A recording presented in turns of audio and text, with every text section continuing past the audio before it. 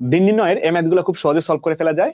So এখানে বলা হয়েছে যে আজ রবিবার, 353 দিন পর কি বার হবে। আমরা যে কাজটা করতে পারি, আমরা একটা কথা মনে রাখবো যে 7 দিন পর পর একই দিন হয়। একই দিন হয়।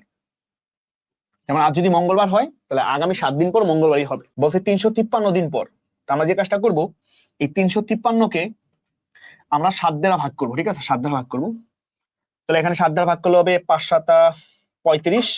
হ্যাঁ, এদের 0 দিয়ে দেয়, তাহলে 350 হয়ে যাবে একবারে। সেটা হচ্ছে কত, তাহলে ভাগশেষ কত, 3। তার মানে 50 সপ্তাহ আমার আছে। তো এই 50 সপ্তাহে হচ্ছে আমার একই দিন আসবে। হ্যাঁ, আর যদি রবিবার হয় তাহলে 50তম দিন, মানে 50তম সপ্তাহ, মানে 50 সপ্তাহ পর্যন্ত রবিবারই হবে। কিন্তু আমার ভাগশেষ আরো 3 দিন আছে। ভাগশেষ 3 দিন থাকা মানে কি, ভাগশেষ 3 দিন থাকা মানে হচ্ছে ওই 50-এর সাথে আমার হচ্ছে আরো 3 দিন অ্যাড হবে। আর যদি রবিবার হয় তাহলে 1 2 3 আর 3 দিন হবে, তাই কিনা? তো রবিবারের পরে কি আসবে, সোমবার আসবে। সোমবার আসবে।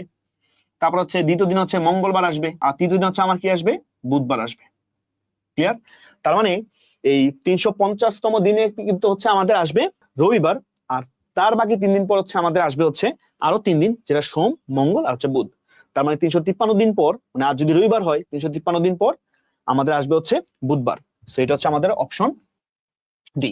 সো আশা করি ভিডিওটি ভালো লেগেছে। যদি ভিডিওটি ভালো লেগে থাকে সবাইকে বলবো পেজটিকে ফলো দিয়ে পাশে থাকার জন্য। ধন্যবাদ সবাইকে।